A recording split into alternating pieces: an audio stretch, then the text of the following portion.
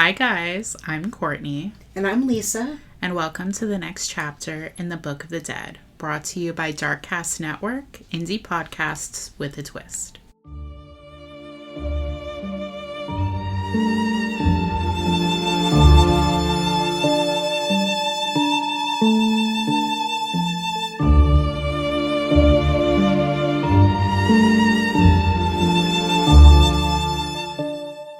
Are you tired of hearing about the Ted Bundys and Jeffrey Dahmers on True Crime Podcasts? I thought so. We've got something just for you. I'm Pat. And I'm Darsi, and we are the hosts of Pod of Terror, a true crime podcast that dives into lesser-known cases from around the world. Grab a glass of wine and join us every Thursday as we discuss the most vile, despicable human beings on the planet. It'll be a dark and twisted journey, so don't forget your drink. You're gonna need it. We're looking forward to seeing you next Thursday. Hello. Welcome to the next chapter in the Book of the Dead. Lisa is not with me. She was in a car accident. She's fine, but she's very sore and she's not up to it, which we respect. So it's just going to be me today. She should be in the next one. But the case I have for you today is a rabbit hole case. It's a case that I deep dived, and it's a case that honestly, while I spent 2 weeks reading articles and reports, I could probably spend months reading even more. The problem with this case is that while there is a lot of information, a lot of it is the same and yet slightly different. So before we jump in though, I want to tell you about the Hotel President. In Kansas City, Missouri, there is a historic hotel that has stood the test of time called the Hilton President Kansas City. And you can find this hotel at 132735 Baltimore Avenue. When it opened in 1926, this hotel, originally named Hotel President, quote, reflected the opulence of Kansas City during the 1920s. It was the location for the 1928 Republican National Convention, whereby Herbert Hoover was nominated for president. It hosted many esteemed guests such as Bob Dylan, Charles Lindbergh, and 4 different presidents. Its lounge, opened in 1941, hosted elite entertainers like Frank Sinatra, Sammy Davis Jr., and the Marx Brothers, just to name a few. After sitting empty for 20 years, it was saved from demolition when its doors closed for good in the 1970s and received a multi-million-dollar renovation before becoming part of the Hilton franchise. I'm sure you're asking yourself, Courtney, why am I sitting here listening to an overview of some hotel in Missouri? This is a true crime podcast. And it is. I gave you some background on this historic hotel because its history is marred by one of America's oldest unsolved murders. The Hotel President is famous for being the location of the murder of a young man, otherwise known as the murder in room 1046. This is a case with a lot of complex layers and has been debated for decades. This case begins in 1935 in Kansas City. Prohibition had ended just 2 years prior, and the city was still booming with the voracious nightlife that was never actually impeded during Prohibition. Jazz clubs were open until the wee hours of the morning, and crime ran rampant under the regime of Tom Pendergast. A city so rich in history and with a nightlife that was in a league of its own was captivating and drew in many people looking for an adventure. One such person was a young man by the name of Roland T. Owen. On January 2nd, 1935, a young man walked into the Hotel President and requested a room. He was described as being in his 20s or 30s, tall and husky, and had a very distinct scar on the left side of his head where no hair grew, although he had attempted to hide this with a comb-over as well as a cauliflower ear.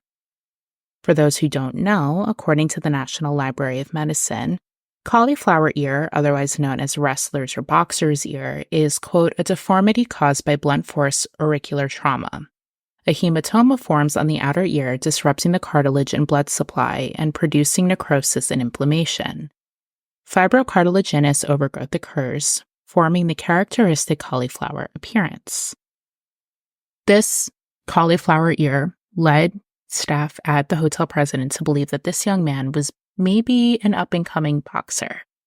The man introduced himself as Roland T. Owen and gave Los Angeles as his home. He was then given the key to room 1046. According to all reports, Roland had shown up at the hotel President without any luggage. He brought with him only the clothes he was wearing, which included a long black overcoat. According to the Casey Library, although Roland carried no luggage, a bellboy named Randolph Probst was designated to show Roland to his room. According to an archived article via the Kansas City Library, Randolph and Roland chatted together on the way up to the 10th floor where Roland was to stay, and he told Randolph how he had stayed the night at the Mulebach Hotel, but left because they were charging $5 a night. To understand why he would have left when you factor in inflation, $5 equates to $114.46, which is a lot of money to spend on a hotel room in 1935. Although, considering that the average hotel room cost for a night in Kansas City now is around $143, according to budgetyourtrip.com, that's actually a really good price. However, since Roland had no luggage with him, you could assume he might have been strapped for cash. I actually found an advertisement from the President Hotel from that year, and they were advertising rooms starting at $2 a night, so around $45.77. The Mulebach Hotel was double the price, so you could see why Roland switched.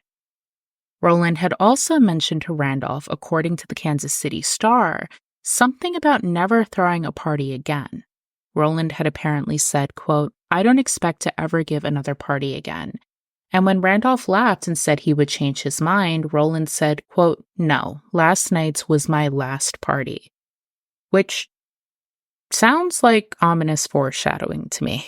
Roland and Randolph made it up to room 1046, and Roland was showed inside a room overlooking the courtyard. Once inside, Randolph watched as Roland pulled 3 items from his pocket to put them away. All he had brought with him besides his clothing was a comb, a brush, and a tube of toothpaste. Roland and Randolph then left together, with Randolph actually going back to the room to turn out the lights and lock the door. He then handed the key to Roland, and they went their separate ways, with Randolph going back to work and Roland leaving the hotel. Around noon, a maid named Mary Soptic went up to room 1046 to clean it, and was surprised to see Roland sitting in the room, as when she was last at work, a woman had been staying there. She told him she would come back later, but Roland, who was sitting in the room with the curtains drawn and only a small lamp giving a little bit of light, told her that she could come in, but asked her not to lock the door as he was expecting a friend to come by in a few minutes.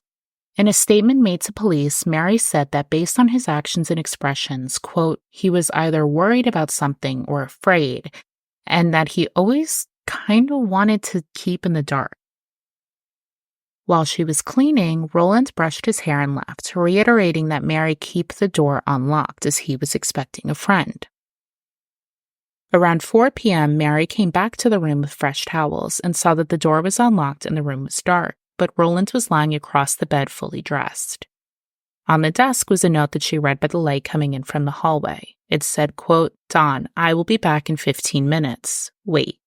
On the 3rd, the next day, Mary went back to the room to clean it again, but the door was locked. So, assuming Roland had left the room, she unlocked the door with her key. Once inside, she saw that Roland was inside, sitting in the dark. Then the phone rang and Roland answered. According to Mary, Roland said, quote, "No, Dawn, I don't want to eat. I'm not hungry, I just had breakfast." After the person on the other end spoke, Roland repeated that he wasn't hungry. Then Roland started chatting with Mary about her job and the hotel, and after a bit, Mary left. At 4 p.m., Mary again came back with fresh towels and heard 2 men arguing. Mary knocked and identified herself, but one of the men dismissed her and said they didn't need any towels. But Mary thought that was odd because Roland did need towels. She had taken them all with her when she cleaned that morning. According to an article for Kansas City Magazine, the arguing could be heard well into the night, with a guest telling police that she heard a lot of noise and it sounded like a male and a female, quote, talking loud and cursing. According to the KC Library, this guest seemed to be a woman by the name of Jean Owen, no relation to Roland. Jean Owen was in Kansas City to shop and meet up with her boyfriend. She ended up getting a room at the Hotel President, room 1048. She told police that she, quote, heard a lot of noise which sounded like it was on the same floor and consisted largely of men and women talking loudly and cursing. When the noise continued, I was about to call the desk clerk but decided not to. So Jean heard some sort of disturbance in the night, loudly enough that she was going to complain and thought better of it, which, to be fair, I'm the same way. Sometimes making a complaint it's just not worth the hassle. Now, January 3rd was a busy night in Kansas City. A lot of things were going on in and around the hotel, and I'm going to walk you through this activity because it may be relevant to the story. It also may not be. But no one knows for sure, so it's worth mentioning just in case. According to multiple reports, a man named Charles Blocher was the elevator operator working the graveyard shift the night of January 3rd, and he had a busy night. He said there was a very boisterous party going on in room 1055, so that kept him quite busy, people going up and down from the 10th floor to the lobby. However, he also remembered a woman coming by in the middle of the night. Now, not all reports mention her, but according to at least 3 different sources, Charles had seen this woman come by the hotel many times at night to visit with different guests, so he believed she was a commercial woman, which is another name for a sex worker. And on January 3rd, she came by and asked for directions to room 1026.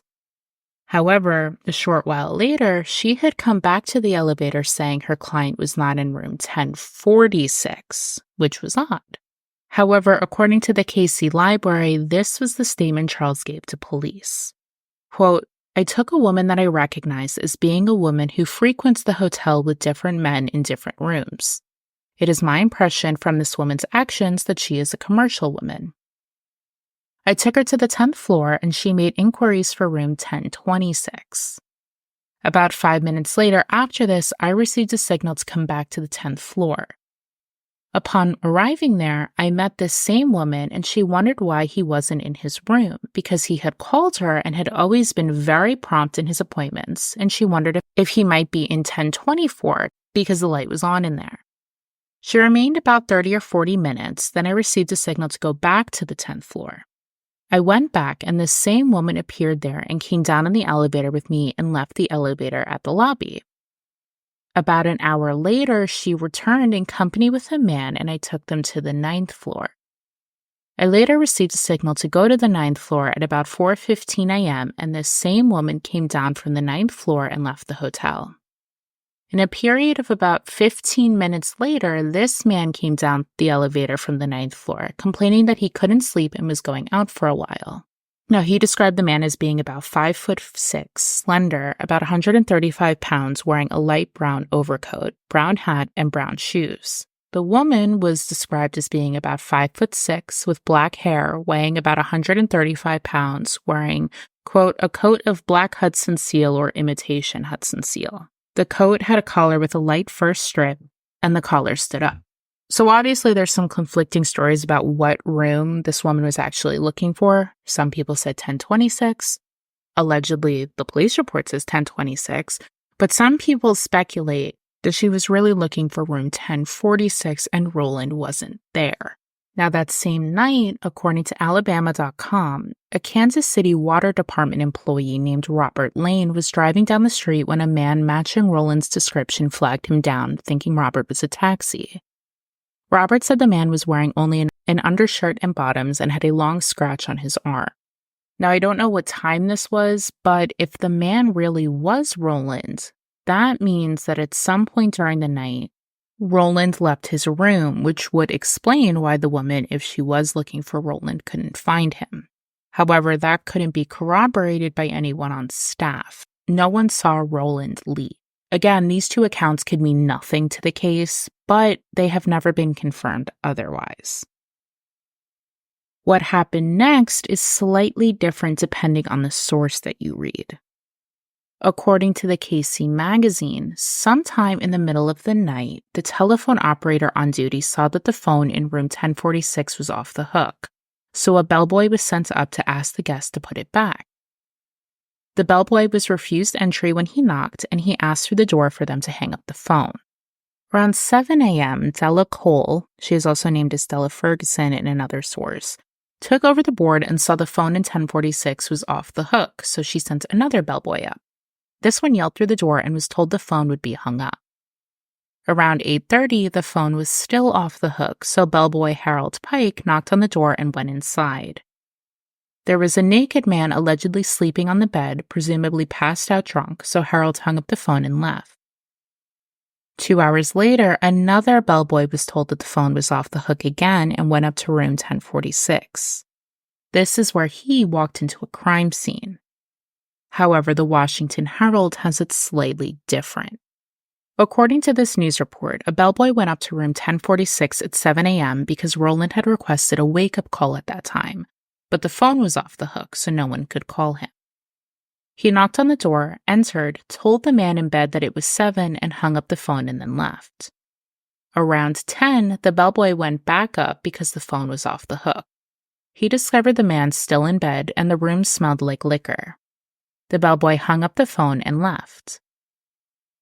At noon, the bellboy went back up because of the phone. He used his key card to open the door because it was locked from the outside.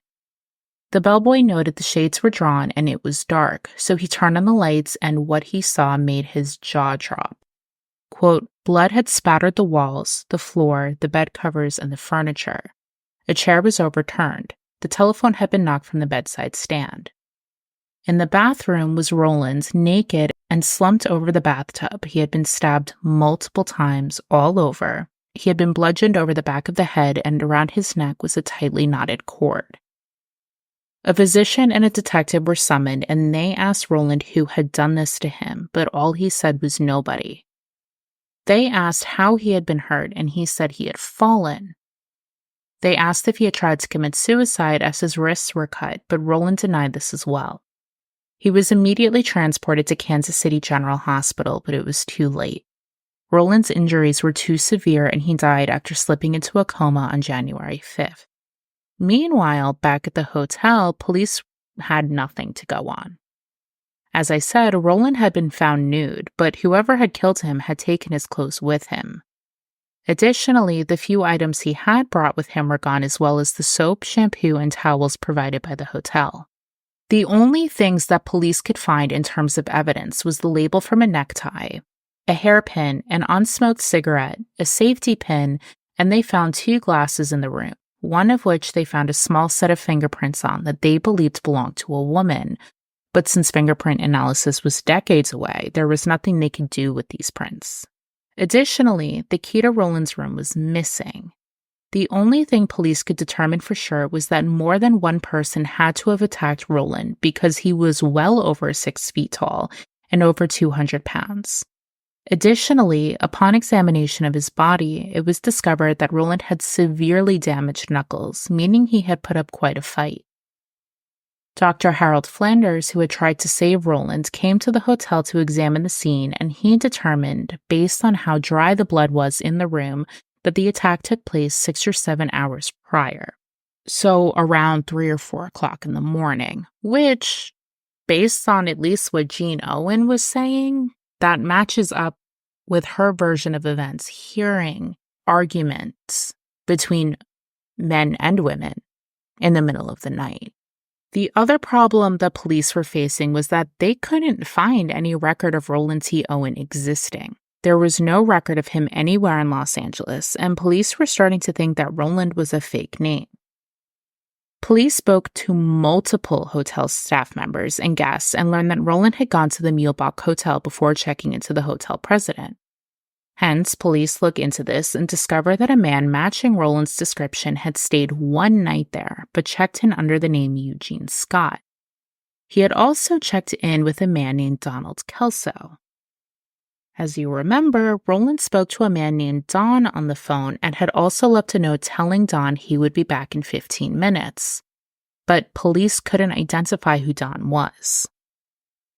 Now, the 2 check-in cards were examined by C.T. Smith, who was the president of the Kansas City Business College, and C.T. was an expert in handwriting. He determined that based on the signatures, Roland and Eugene were the same person.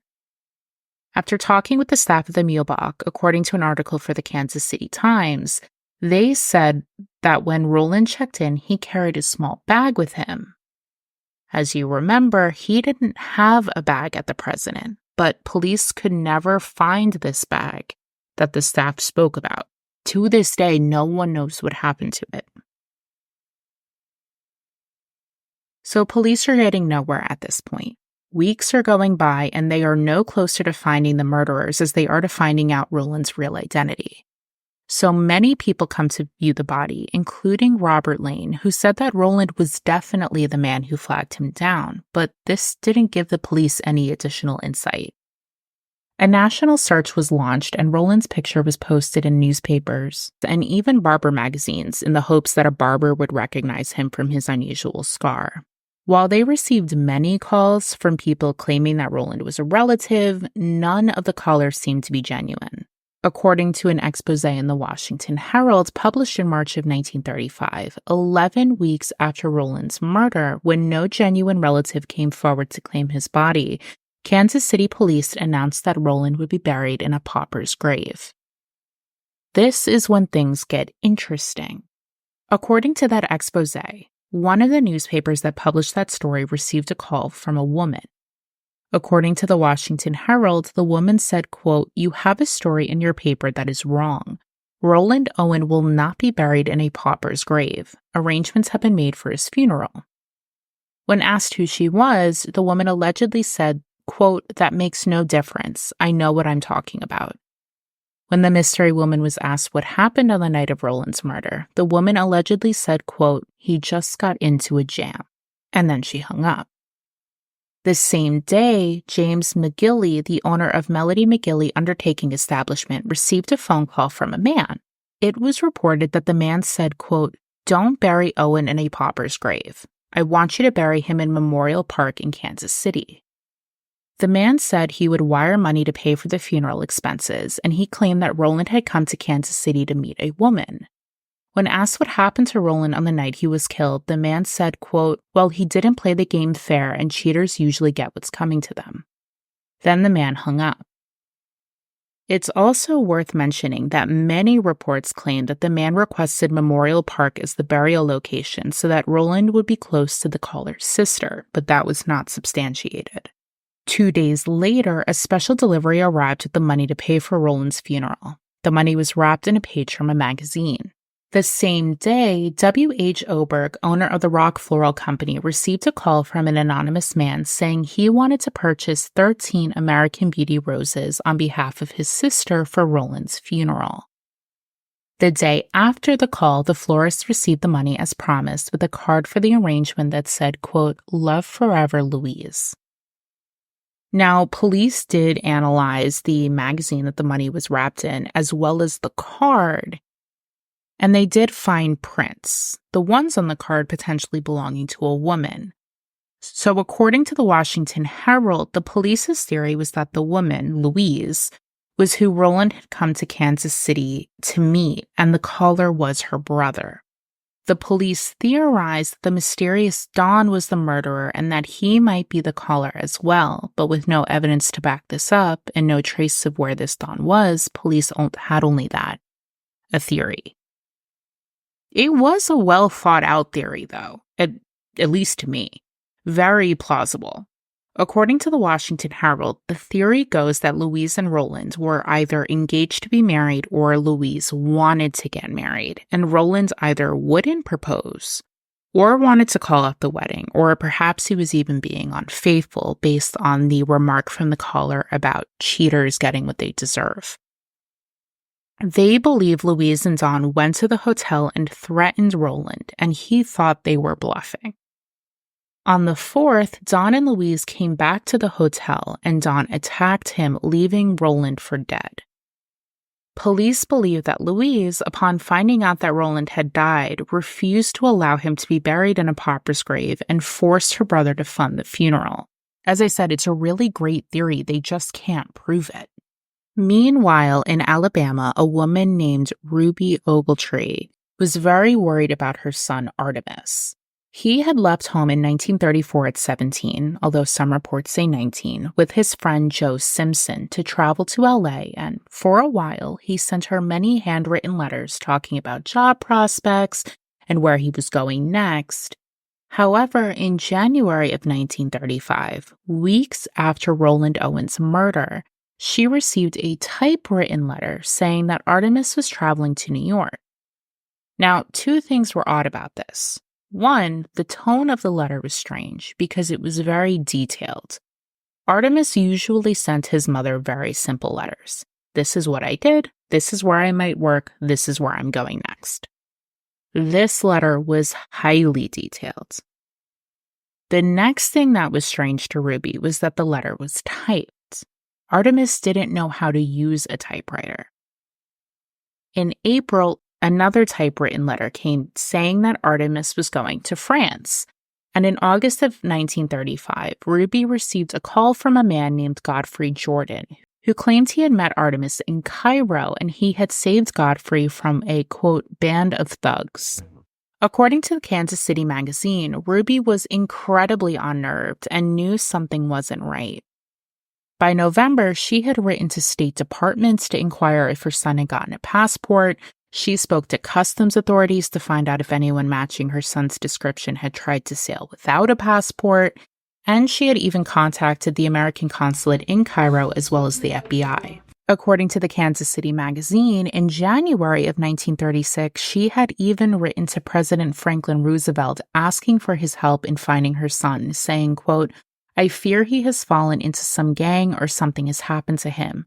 He has always been a good boy and has high ideals. I simply must find some trace of him. If he is in trouble, I want to know." In the fall of 1936, Ruby finally got her answer when a friend of hers gave her a copy of the May 1935 issue of the American Weekly, where they featured the story of Roland T. Owen along with a picture taken upon his death that featured his distinctive scar.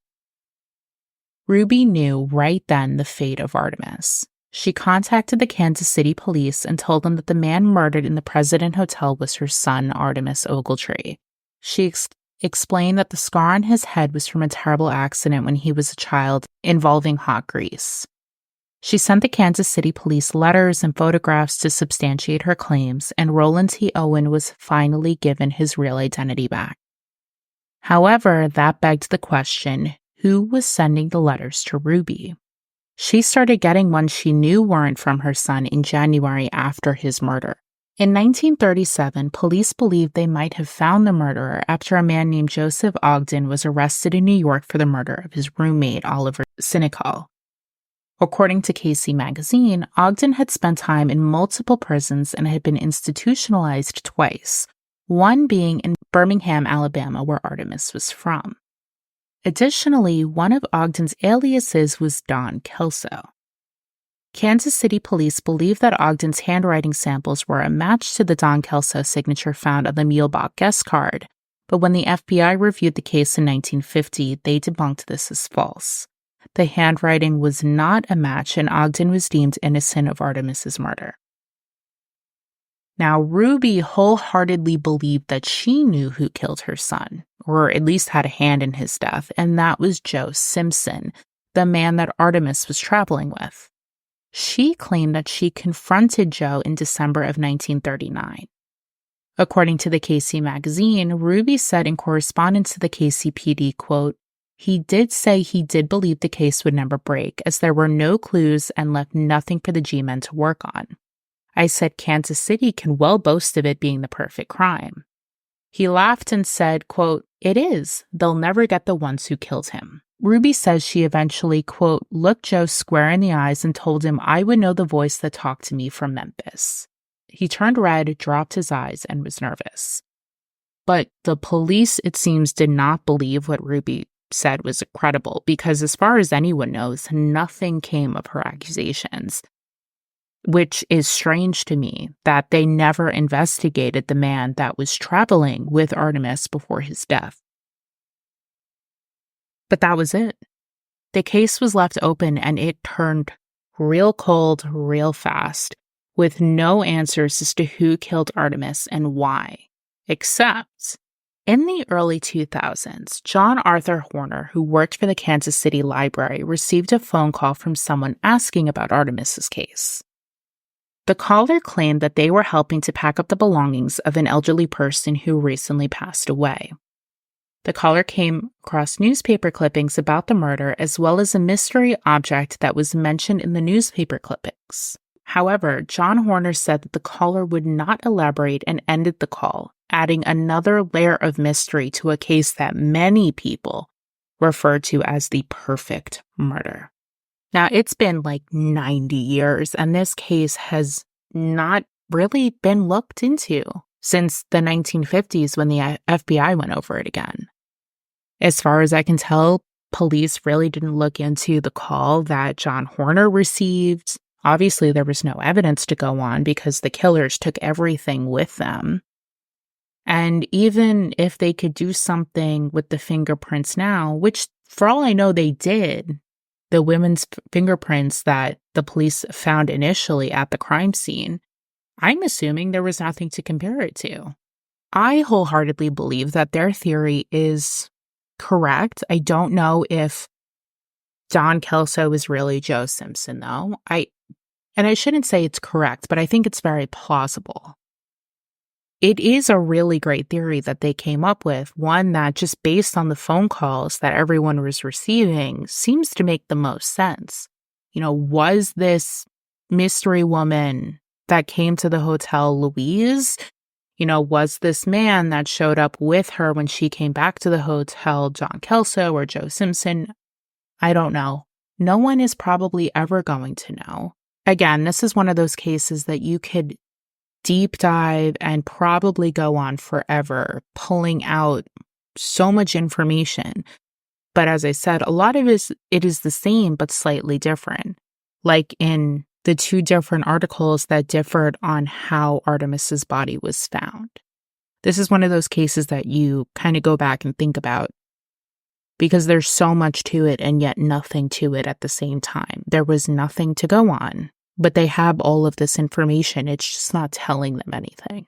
It is a story where they have a middle, but they don't have an end and they don't have a beginning. They don't know where he came from or why he arrived in Kansas City in the first place. And they don't know who killed him. Either way, as always, the sources will be below in the notes.